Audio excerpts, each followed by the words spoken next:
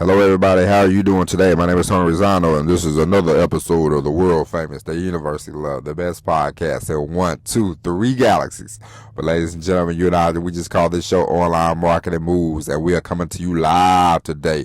We are coming to you from the mighty state of Mississippi. M-I, crooked letter I, crooked letter I, humpback I. That's how you spell Mississippi, everybody. And today, ladies and gentlemen, it is May the 4th. Be with you. Okay. Since today is May the 4th, a prime example of taking one idea and drilling and making and creating all types of income from it. George Lucas, the great George Lucas, he came up with Star Wars. He made 3 movies. He came back. He made 3 more movies. They came back again. They made three more movies. George Lucas has created a whole empire, and then he sold it to Disney for I don't know how much money, but a lot of money. And they have Star Wars, they have action figures, they have video games, they have amusement parks, they have everything that your little heart can desire. The Star Wars franchise it's an entity all to itself. Okay, and so, ladies and gentlemen, you should always think about that. And ladies and gentlemen, today we're going to talk about why you should, have an email list, and also why you should always have more than one thing going. You should have 2 things that you can make money from. And the reason why I say that is because I read an article where the writers in California, the writers in the union, they're going to strike. And it could be some months, it could be some weeks, or it could be some days. And the reason why you want to have something else going on all the time, no matter who you are, is because everybody.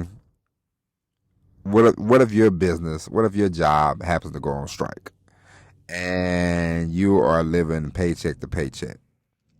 If you are living paycheck to paycheck, you are going to want to want to end the strike pretty quickly. And so you might fall victim to, I didn't get everything I want, but I needed the money, but I live paycheck to paycheck, so I had to do XYZ. I had to do what I had to do. And I understand that completely, because people have families, people have lives, but the thing about finances is, at the end of the day, you are in charge of your finances. You cannot blame the government. You cannot blame your job. You cannot blame anybody but you when it comes to finances. And so you always want to have something around, something available that you can do, or something that you're making money from anyway, that can fatten up your bank account, fatten up your wallet.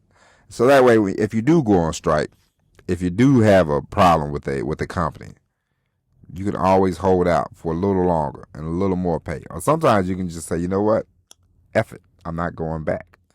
And so, if you are a writer, especially if you're a writer in Hollywood, I would be on the internet. I would be creating something, a writing class, a writing school, and I would be building an email list. And I would have that email list, and I would send them stuff and send them this and send them that. And I would be in the habit of making money from that and keeping that to the side, because this is the first time in the last 15 years I think I've heard of a writer strike in Hollywood. You know what I mean? So you see that your business goes on strike often. You want to be prepared, and you want to be prepared no matter what. No matter what you do in life, you want to be prepared financially, because you have to look at yourself in the mirror at some point.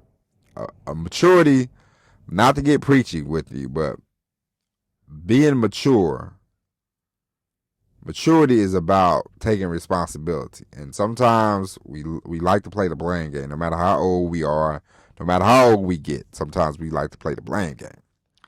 The job ain't doing this for me. The job ain't doing that for me. This person doing this person doing that. Nope. At the end of the day, it's up to you. You are responsible for you. You are responsible for your loved ones. You are responsible for your family, The family you make, if you have a wife, a husband, a baby, kids, whatever, a dog, whatever. You want to buy a house, whatever you want to do. You are in charge of all that. And so you have to realize you can't be dependent, especially these days. You can't be dependent on people. You can't be dependent on jobs. You can't depend on society to take care of you. You can't depend on the government to take care of you. It's just the way it is. It's not the end of the world. But once you realize that, then you have to make sure that you have something. I don't care if you sell Avon, you sell Amway, you work part-time at FedEx, whatever you do, you want to have something where you can put some money back to the side and have an emergency fund. You always want to have an emergency fund. You want to have an emergency fund in business. You want to have an emergency fund in life, because sometimes life will hit you very hard in the face and you will say, what happened? And boom. You know what I mean? I used to listen to this guy, Clark Howard. I still read his website every now and then. And he always talked about how you should have just $1,000, at least $1,000. If you don't have nothing else, have $1,000. So you can, just in case your car falls apart, whatever, something happens, you got $1,000 right there. So you can say, hey, I got emergency fund money. And so the point I'm trying to make is always be prepared. Always be prepared. You have to be more prepared now than ever, because the crazy part is you don't want to. And I'm not trying to preach to you, and I'm not trying to give you financial advice, but you don't want to be relying on credit cards either. Credit card is good to have, but you got to pay that back eventually. You know what I mean? And they're gonna want their money back. And so you want to have the cash available. If you could pay in cash, that's always the better bet.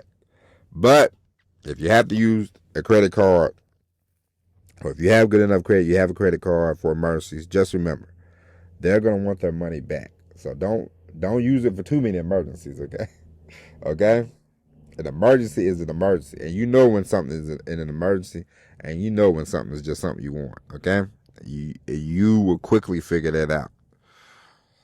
So, ladies and gentlemen, be prepared. And now one more thing, and always build that email list. Always be building that email list.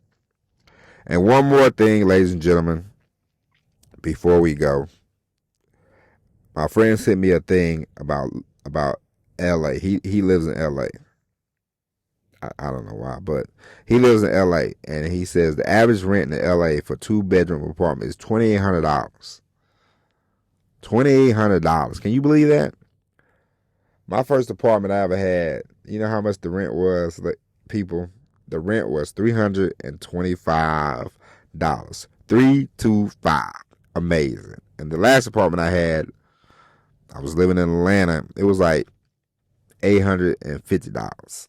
So I couldn't imagine paying $2,800 for a 2-bedroom apartment. That is bananas.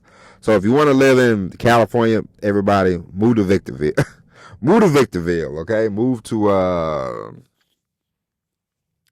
Fresno.